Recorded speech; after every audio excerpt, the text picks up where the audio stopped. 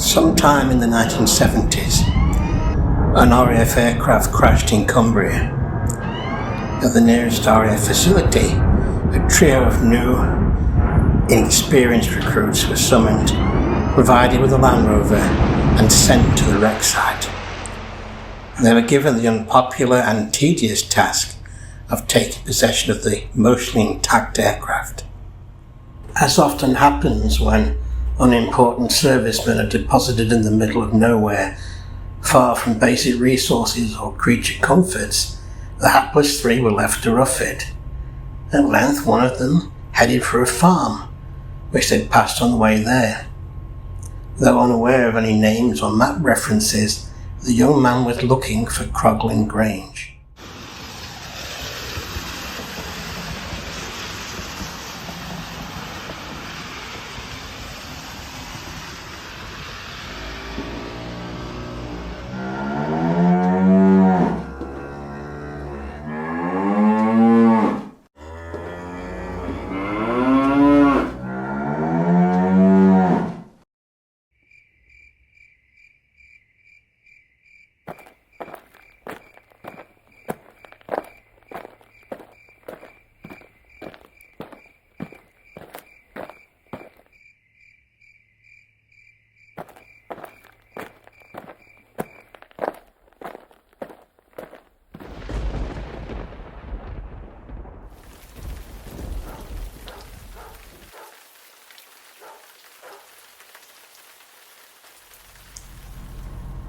The residents of the farm were happy to provide flasks of coffee and sandwiches.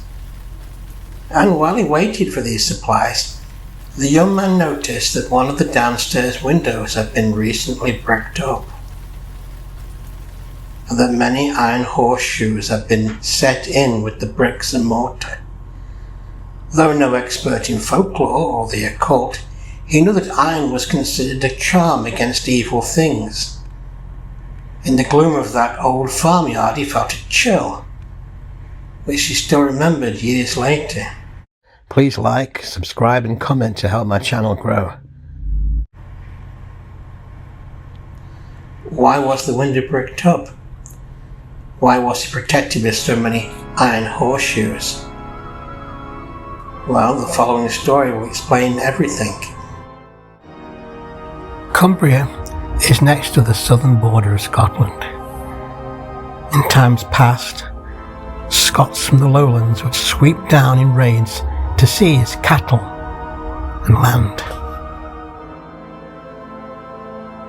The countryside is rugged and austere.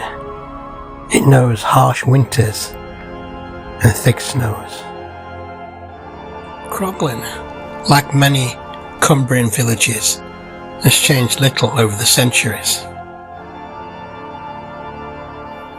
The same can be said of Croglin Grange or Croglin Low Hall, which features in our story. In the nearby village of Renwick, it is said that a cockatrice, a kind of winged serpent, a cousin of the traditional European dragon, took up residence in the spire of a ruined church. According to some versions of the story, a brave local man killed the creature. But other versions say that the creature survived and is still seen from time to time.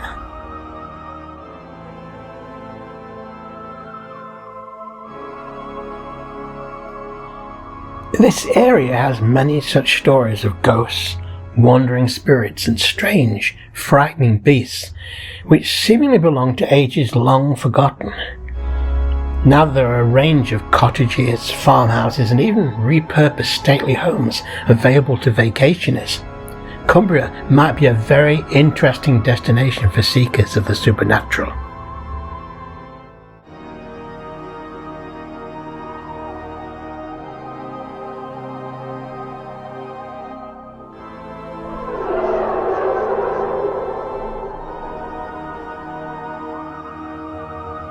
You crave one kiss of my clay-cold lips, but my breath smells earthy strong. If you have one kiss of my clay-cold lips, your time will not be long.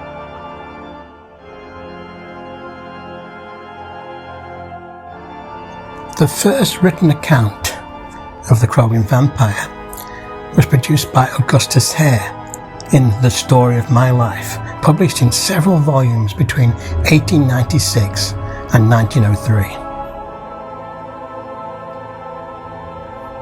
For most of his career as a writer, Hare, who lived from 1834 to 1903, produced worthy but less than stellar books, usually biographies of noted and titled people, some of whom were his relatives, and works about travel.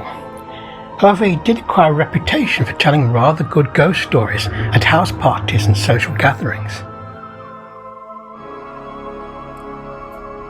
On the night of his own wedding banquet, hosted by a Mr. Fisher, Hare apparently told several supernatural tales that were much enjoyed by the other participants.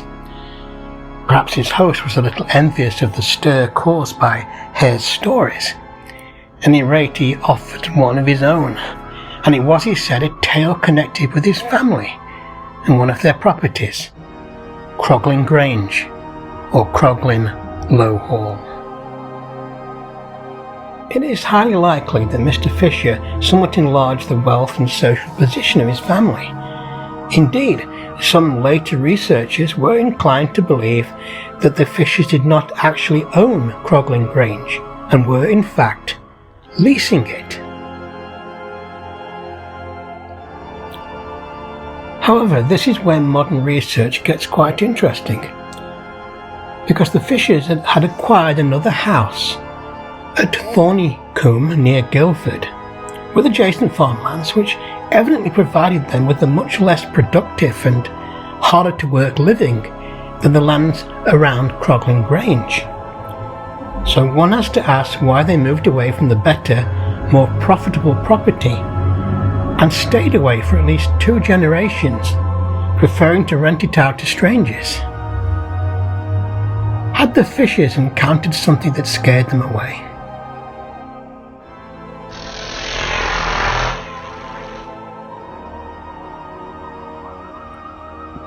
In the late 1860s, 3 siblings, Edward, William and Amelia Cranswell, acquired a 7-year lease on Croglin Grange. Amelia was 19 years old. The Cranswells soon gained respect and popularity with the tenants who worked the farms attached to the Grange. They showed themselves to be considerate, tactful and generous. Their first summer in the house turned out to be exceptionally warm. One night, when the heat was still oppressive, long after Amelia had retired to her room, the girl tried, without success, to sleep. Her window was closed, but its shutters were open, giving her extensive views of the surrounding countryside. She lay in bed, propped up on her pillows, too hot for comfort, yet enjoying the moonlit landscapes. At length, she fancied that she saw 2 strange dots of red light, which seemed to be coming closer to the house. Her interest shifted to a kind of fearful fascination when she realized that the lights were part of a vaguely human figure, glowing eyes in an as yet indistinct face. She watched, paralyzed with horror and disbelief, as it came closer and closer, a thing of darkness which seemed to melt in and out of the moon-struck shadows, merging with its surroundings, camouflaged by its very nature. It reached her window. She wanted to flee the room, but the door was right by that window and locked. She dreaded being so close to it, even for the moment it would take to unlock her door. It paused at the window, long fingers touching the leaded glass panes. Then, seemingly checked by that barrier, moved away as if it intended to walk around the house, seeking another way in. She seized her opportunity and went to the door. As she reached for the key and handle, she heard a sickening sound that made her nerves jangle. fingernails scraping a chalkboard. She realised that the intruder was scratching away the lead, which fixed the window panes in place.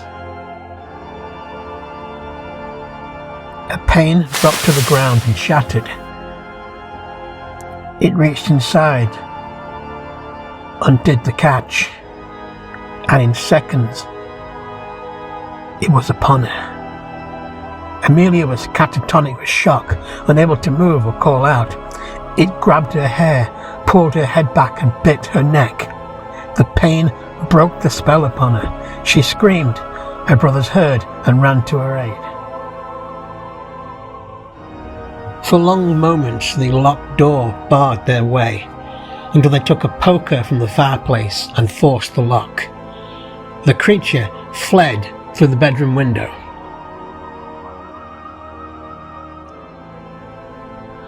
One of the brothers gave chase, while the other tended to Amelia. The stranger evaded pursuit, racing onwards with incredibly huge strides, and finally being lost to sight after bounding over the wall of a churchyard.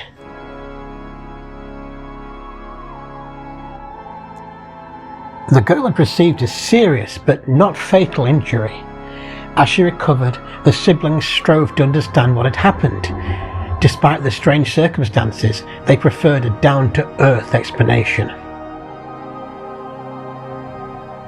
They concluded that perhaps some vicious escaped lunatic had invaded their home, and decided that it would be sensible if Amelia might take a break from the scene of her traumatic experience. Thus, they went on a tour of Switzerland.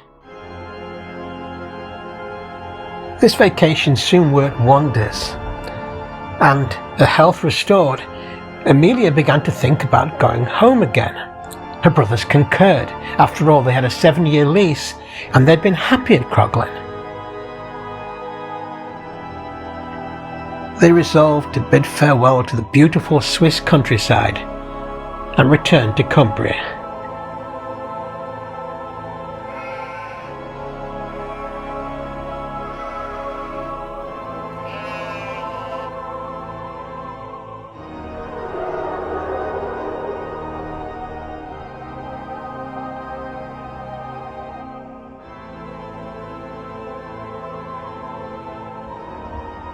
They resumed the activities and habits they had left behind, and all was well.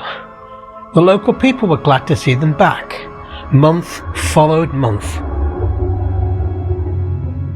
Nothing untoward happened. Then, one March evening, as Amelia lay in her bed, as before, with the shutters of her window wide open,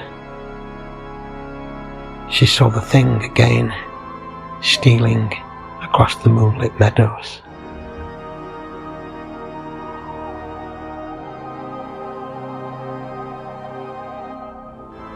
The thing approached the house. It came to the window and put its fingernails to work on the lead between the glass panes. Soon it was inside. But this time Amelia did not hesitate. She screamed. Her brothers had been sleeping with loaded pistols near their beds. They came running. The creature leapt through the window. They pursued. One of them fired a shot. The creature staggered and stumbled, but kept moving. It bounded again over the wall of the local churchyard. The brothers hesitated to pursue during the hours of darkness, when evil is at its strongest. So they waited, and in the morning they gathered reinforcements amongst the local farmers and villagers. In the oldest, most desolate part of the graveyard, they found a tomb which belonged to a once eminent but now extinct family. Its formidable doors were not locked. Entering and descending down its steep stone staircase, They found several smashed and broken coffins, and one coffin which was intact. The occupant of that coffin had a fresh gunshot wound on one of his legs. The coffin was dragged outside into the strengthening daylight and set on fire. It and the thing inside it were burnt to ashes, and the Croglin Vampire was never seen again.